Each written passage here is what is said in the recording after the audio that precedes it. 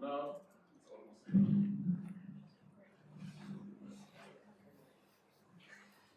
Okay, thank you very much. So now the PowerPoint is ready. The title of my talk is Mental Health Care for Astronauts in Long-Term Space Missions by BBC Robot R, a feedback medical device. I work for Japanese Government Research Institute and National Institute of Advanced Industrial Science and Technology.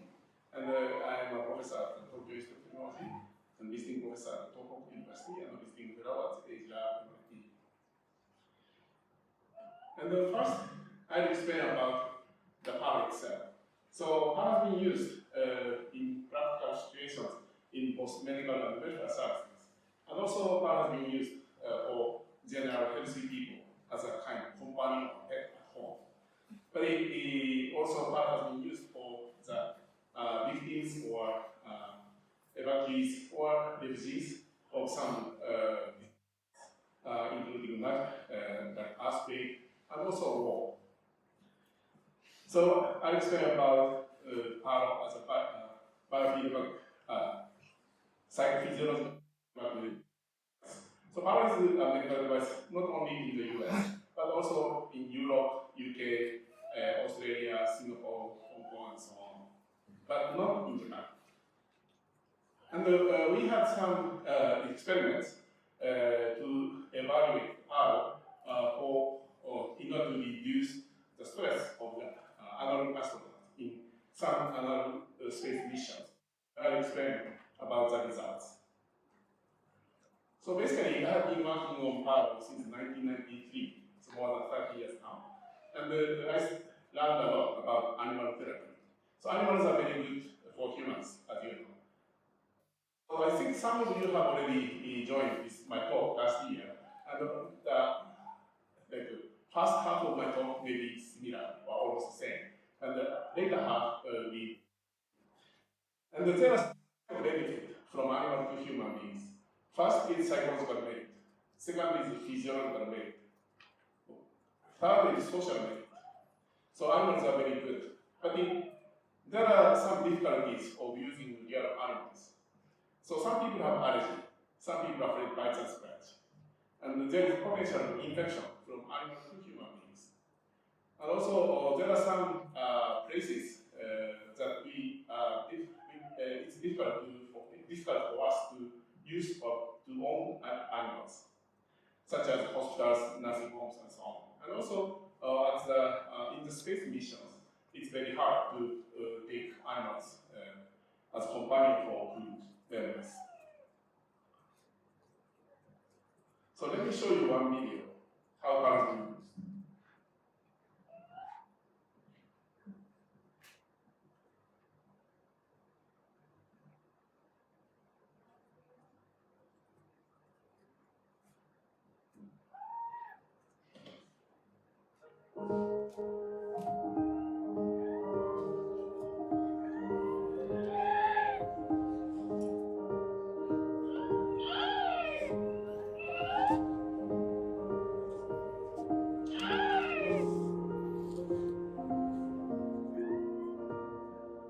So this part shows the function of the PAL. And PAL has been used for the elderly people, especially with dementia, behavioral issues, and we can easily observe how they improve their behavioral issues and psychological conditions. And also PAL is very good for veterans who have PTSD and dementia. And PAL has been used for children at pediatric ICU. And now PAL has been used for the Ukrainian refugees in Poland to improve their stress, PTSD, and so on.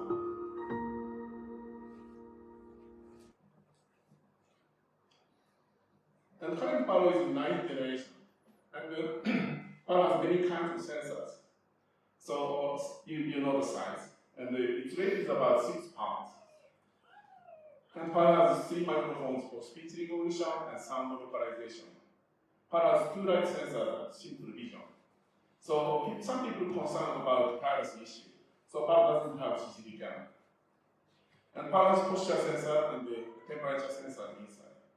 And whole body is covered by tactile sensors. And the whiskers are sensors too.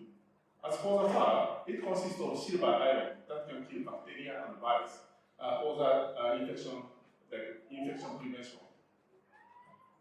And PARO has 7 actuator systems that move silently. And PARO has artificial intelligence inside. It's based on PARO has 2 kinds of learning functions. One is name, the other is behaviors. So if you give a new name and call it again and again, PARO gradually learns the name. Then PARO starts to respond to the name. And being stroked is good for PARO. Being hit is bad for PARO. So PARO tried to be stroked by the owner. So PARO gradually changed its characters to be liked by the owner. But if PARO is shared by very many people, PARO, it doesn't work. So this is inside. And PARO has a lot of technologies. But the PARO is a combination between technology and art. Each PARO is created by hand, so it's handmade. So each PARO has a slightly different face from others. So in terms of art, a lot of museums exhibit PARO, like Louvre, MoMA, Victoria and Albert Museum in London. Now, in Norway, a National Museum has been exhibiting PARO. And the PARO has been used in more than 30 countries. So as I said, as a medical device, PARO has some therapeutic effects. Interaction with PARO can improve moods of the people and also quality of life. And pleasure, loneliness, stress, anxiety, pain, depression, insomnia, agitation, and so on. And the PARO improve communication and sociability. And then we can expect to reduce a lot of psychotropic medications. In the US, PARO can be prescribed for biofeedback therapy. And after the treatment of the biofeedback therapy, the Medicare, Medicaid, and private medical insurance accept reimbursement. So this is one of the examples of prescription. So this is for depression. Next one is insomnia. So PARO is a practical medical device. And even PARO has been used for the elderly people in acute care hospitals. So University of Pennsylvania conducted clinical trial, and they showed that interaction with PARO improved agitation and pain of the elderly people with dementia and or delirium. And PARO has been used for the veterans. And also in the UK, PARO has been used at the National Health Service, hospitals of the National Health Service, and some others. And even during the COVID pandemic, PARO was used very well, because PARO can be safe even during such a pandemic. And PARO has been used for children at the pediatric ICU. This is the case of the UC San Francisco. And in Japan, we had huge earthquakes. And this was the case in Tohoku. There was an earthquake and also nuclear explosion of nuclear plants. So a lot of people evacuated from the area. And a lot of people were healthy, but they were in depression and they had stress. Some people had anxiety, PTSD, and so on. And PARO improved their conditions. And this year, in January, we had another huge earthquake. And we brought PARO to the evacuation shelter or shelters. And people liked PARO.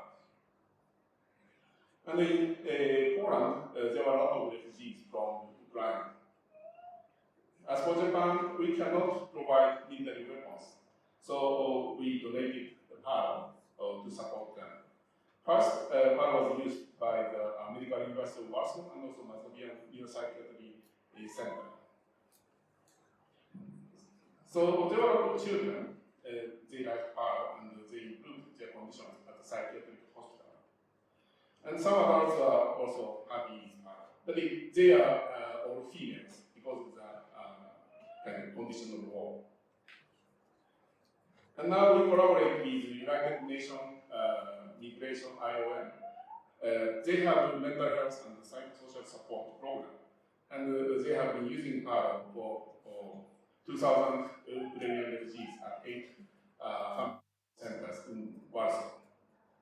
We also collaborate with UNICEF.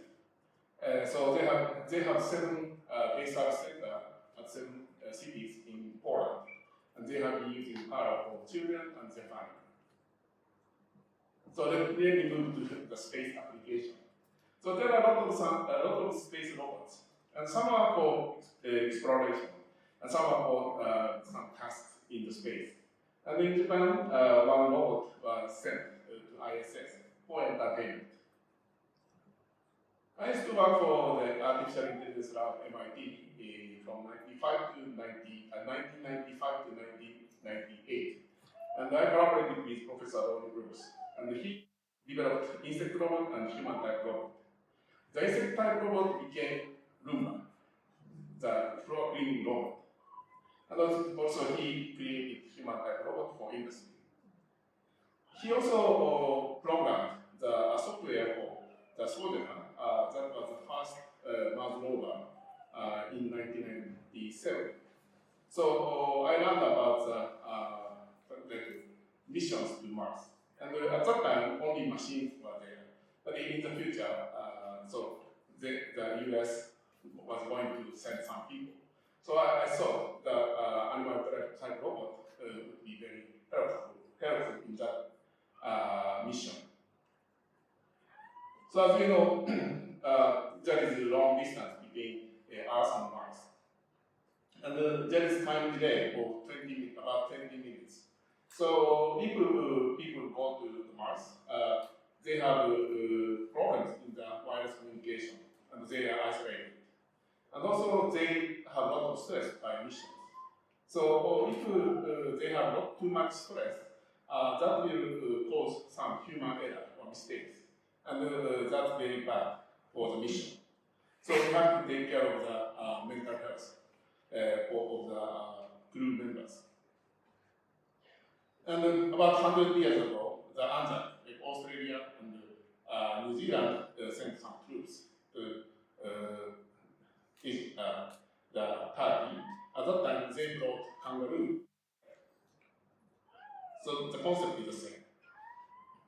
And I have a lot of communication with NASA and JAXA. JAXA is Japanese. And since 2016, I visited Palo at some space conferences and conducted questionnaires. And so Jessica answered to the question. So she went to ISS in 2020, I think, during the COVID-19. And there are a lot of questions, but this is one result about the importance of the mental health. So a lot of people reply or answer that mental health is very important. Yeah. So we had some evaluation of clinical trial of Palo or in analog space missions.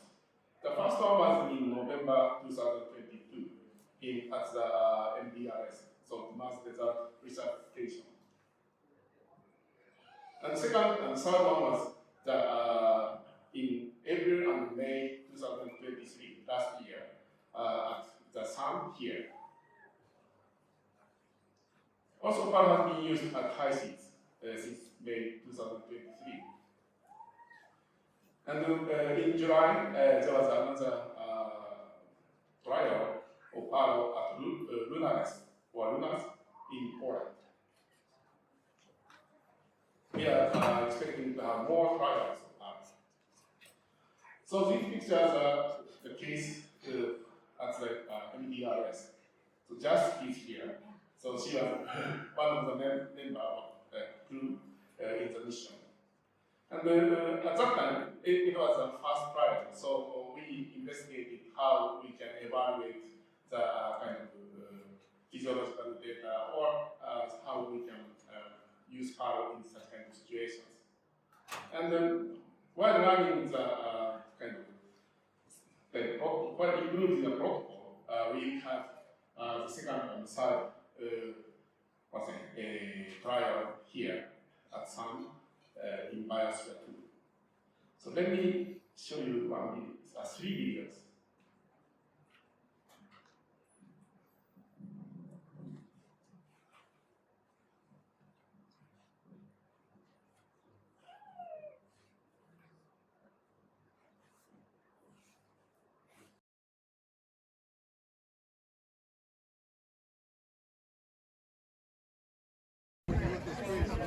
Hi, my name is Cassandra Kloss. I was the commander of the Inclusion 1 mission at the SAM habitat, and we were in there for 6 days. It was a four-person crew, and during our mission we had Paro with us.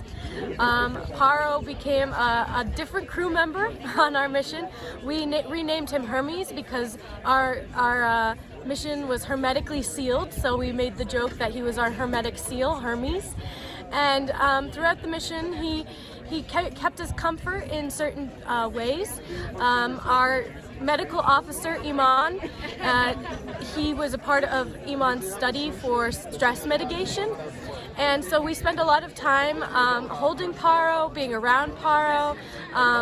We would have movie night, and Paro would be a part of movie night. And in general, he became a part of the crew. And so it was nice to have some kind of animal there to help us with our mission. And when we're feeling sad, you know, he would be there for our help. So that was our experience with Paro. Thank you very much. You're welcome.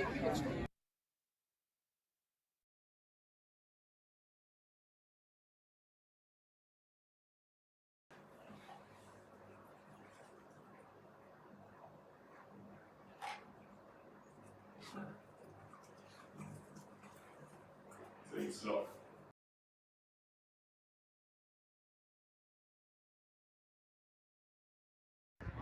Start, please. Okay. My name is Iman Jahangir, and I was the medical officer on Inclusion 1 here at SAM at Biosphere 2. And we had the opportunity to interact and have Paro as one of our crewmates. When Paro came on board, we came up with a name for him that we thought was clever, called Hermes, because he was we were in a hermetically sealed environment, and he was a seal. We enjoyed Paro. I think there's a few times we really used Hermes. Some was when we were sitting around relaxing, watching a movie. Someone would have Hermes, the Paro seal in their laps. Also, sometimes when we'd sit around and talk about the end of the day, what went well, what went bad. So it was a nice addition to have Paro as part of our crew, and it would be exciting to see how other crews use him going forward. You also had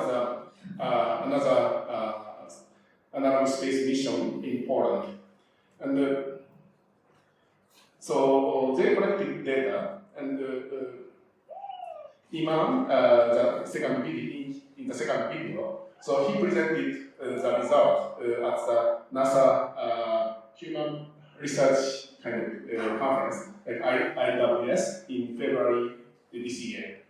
And basically, some people didn't accept Paro, but people who accepted Paro, they improved their stress and mood and so on. So there was a significant difference in the effect, so improvement. But so he also mentioned about the points of the improvement for the future. Iman was selected as an astronaut, as an astronaut in the last month, I think. Yeah. So he will go to Moon in the future, in the project of Moon Down. I'm not very familiar with that, but it will be used. They'll go there with the Blue Origin. So as for the high seas, they have been using Paro in several missions.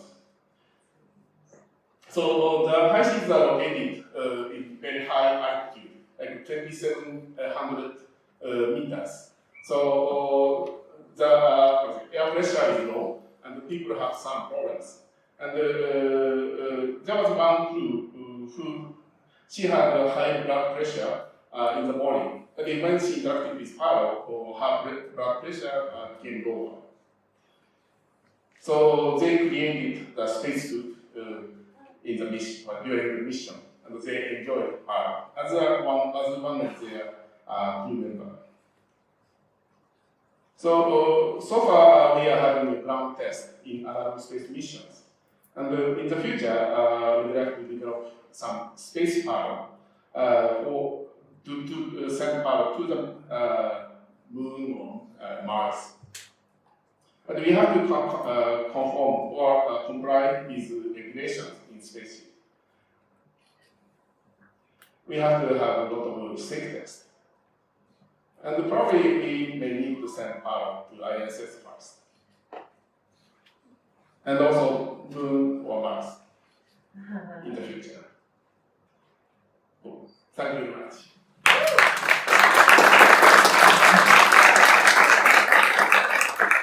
Any questions? Yes. You mentioned that you have to use very quiet motors because there's so many on the robot. And I build robots myself, and it's very challenging to find ones, especially that have to be durable enough to sort of push against people and not hurt them, and also be quiet. I'm curious whether you use servos or step motors, or what types of motors you're using. Yeah, so power is very robust and durable. And for example, we have a lot of users who have been using power more than 10 years now. So some are 8th generation, but some are 9th generation. And yeah, so people use power very kindly, there's no problem. They have to use power for a long time. And what type Of course, we have to replace the lithium-ion battery every 3 or 5 years. Yeah, but that's the only kind of technical issue for the users. Cool.